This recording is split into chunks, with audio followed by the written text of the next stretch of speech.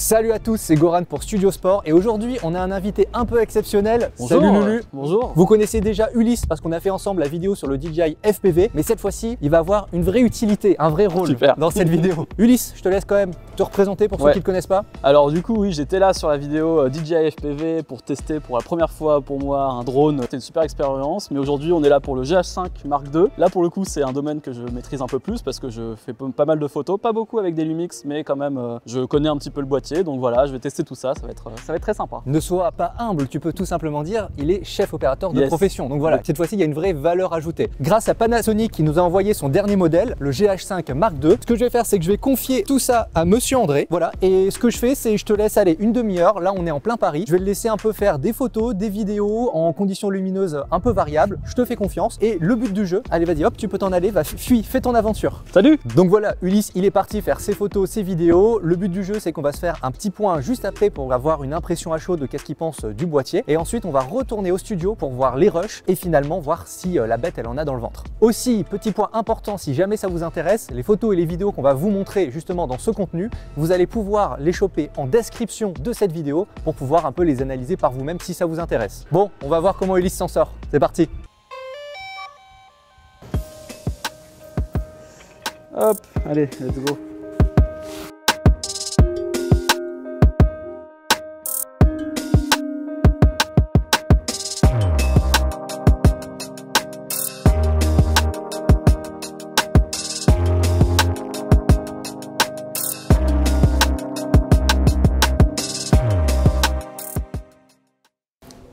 Ça y est Ulysse, ton temps il a expiré. Alors est-ce que tu as pu faire tout ce que tu voulais avec le GH5? Bah ouais, écoute, bon petit test, on a tourné dans le quartier, c'était très sympa, voilà, pas mal de choses à dire sur ce boîtier, mais très sympa en tout cas. Ok, donc ce qu'on va faire c'est qu'on va aller au studio pour voir les rushs et un peu parler de la fiche technique, tout ça, parce que c'est ça qui compte finalement. Mais avant ça, j'ai envie d'avoir juste finalement tes premières impressions à chaud. Très sympa, très cool, donc déjà les 3 roulettes, très sympa, ce qui permet de pouvoir gérer les ISO facilement, l'obturateur, le diaph, tout ça, très simple. Après, bon, globalement, ça reste un boîtier qui est assez facile d'utilisation quand on a l'habitude des GH, donc les autres Lumix, mais aussi de n'importe quel autre boîtier. Moi je suis très Canon et je me suis retrouvé assez facilement là-dedans. Gros truc, on va en parler tout à l'heure, mais c'est la stabilisation en 5 axes du boîtier plus l'optique. Ça c'est génial, c'est super en vidéo, mais ça sert vachement en photo. Là par exemple, c'est une optique qui monte jusqu'à 200 mm. Quand on fait de la photo à 200 mm à bout de bras, bah, ça peut trembler. Et avec la stabilisation, c'est vraiment génial. Bon allez, on va au studio? C'est parti! Allez, c'est parti. Voilà Ulysse, on est de retour au studio. Alors avant qu'on regarde les rushs, moi ce que je voulais juste préciser c'est que en termes d'objectif, tu as eu un 12-35 qui ouvre à f2.8, donc c'est un Mark II de Lumix GX Vario. Tu as également eu un 45 mm 200 mm qui ouvrait à f4 et f5.6, donc aussi un Mark II. On va donner quelques petits points techniques sur l'appareil, mais de façon globale, j'ai envie d'avoir une discussion avec toi, de montrer les rushs que tu as fait et que voilà, écoute, finalement la technique c'est bien, mais la pratique c'est mieux. On a reçu deux objectifs, donc c'est 2 zooms, ça nous permet d'avoir un peu tout le spectre des optiques qui existent, voilà. Comme je l'ai dit tout à l'heure, le gros truc qui m'a vachement agréablement surpris, c'est ce système de stabilisateur qu'on retrouve de plus en plus dans les boîtiers récents. Tu montres? Donc ouais, c'est un stabilisateur 5 axes, c'est-à-dire qu'il y a 2 axes avec le capteur et 3 axes avec l'optique. Ils travaillent tous les deux en simultané, donc il faut des optiques qui soient compatibles avec ce truc-là. Ça nous permet vraiment de faire des plans très stables, à main nue comme ça, alors on peut aller jusqu'au 200 mm. C'est super important pour la vidéo, mais ça l'est aussi pour la photo. Parce que c'est vrai que faire des photos au 200 mm comme ça à bout de bras, on peut très vite se trouver avec du motion blur partout si on n'a pas l'obturateur assez fermé. Et là d'un coup, quand on a un capteur et une optique qui sont stabilisées l'une avec l'autre, c'est quand même beaucoup plus facile de faire des photos à la longue focale.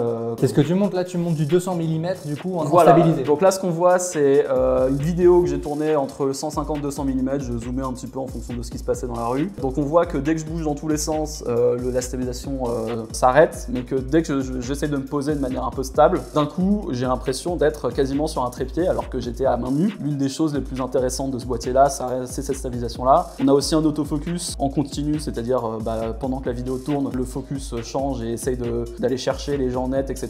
Là, toute la session que j'ai faite, que ce soit en photo ou en vidéo, je n'ai quasiment pas touché à ma bague de poing. Je me suis dit que j'allais faire confiance au boîtier. J'ai plutôt eu raison, il m'a jamais laissé tomber, il a toujours été net là où il fallait. voilà, pas de temps en temps, il fallait reprendre un tout petit peu pour qu'ils comprennent que je voulais faire le point à un endroit précis et pas juste derrière ou juste devant. Tout ça c'est plutôt pas mal, c'est vraiment des options entre guillemets, des choses qui sont au-delà de juste la qualité d'image, qui sont vraiment très très cool. Après voilà, moi le seul mon petit truc forcément, c'est que bon, c'est un capteur qui est en 4 tiers de pouce. Moi je suis très habitué au full frame, donc 24-36, c'est une vraie différence en termes d'image. Le 24-36, il y a quelques inconvénients, mais il y a globalement beaucoup d'avantages. Typiquement, en termes de profondeur de champ, c'est-à-dire ce flou que vous allez avoir en arrière-plan ou en avant-plan, quand on a des capteurs qui sont plus grands, on a cet effet qui est beaucoup plus présent. Et là, bon, avec cette configuration-là, c'est un peu compliqué d'avoir ce genre de choses-là. Deux petits trucs qu'on peut dire, c'est déjà ce magnifique bouton rouge pour le record, qui nous différencie bien du bouton photo, hein. Comme ça, on peut être sur les mêmes modes et lancer une vidéo ou lancer une photo. On peut aussi noter au niveau des boutons que sur le GH5, beaucoup de boutons étaient nommés fonctions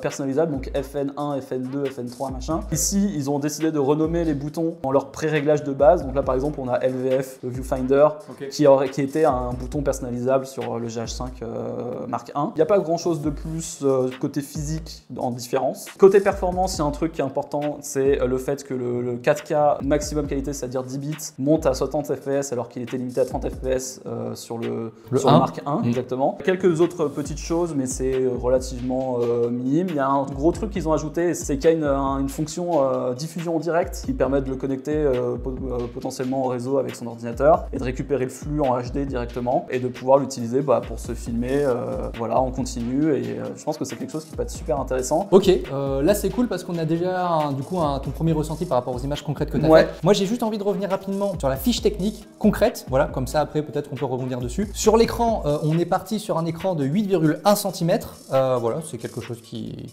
a noté. Donc capteur, comme tu l'as dit, c'est du CMOS, du 20,3 mégapixels, c'est ça. Donc du 4 tiers de pouce. Et on a parlé du 4K, mais on n'a pas parlé du 6K. C'est vrai, qui est quelque chose que j'ai vu au dernier moment quand j'ai rentré ma carte mémoire qui était avec un bon débit. Ça, c'est quelque chose aussi qu'il faut noter, on va en parler très rapidement, mais sur ces cartes-là, donc c'est des cartes SD, comme vous pouvez le voir, hop, donc il y a 2 espaces pour les cartes SD. Il faut faire attention aux cartes SD qu'on a. À partir du moment où on arrive sur des très hauts débits d'enregistrement, du coup, il faut des très bonnes cartes SD. Il y a des modes qui ne vous seront même pas affichés, ou alors totalement grisés, etc. Au moins du V60, c'est ça? Voilà, exactement. Moi, c'est une carte 64 Go en V60. Il y a plusieurs cartes qui sont en critères, donc ça va de V10, il y a ensuite V30, V60 et V90. Les V60 et les V90 sont celles qu'il faut pour faire du 4K en haut débit. Il faut des cartes avec des bons débits, sinon l'image va pas suivre, ça c'est sûr. Ok.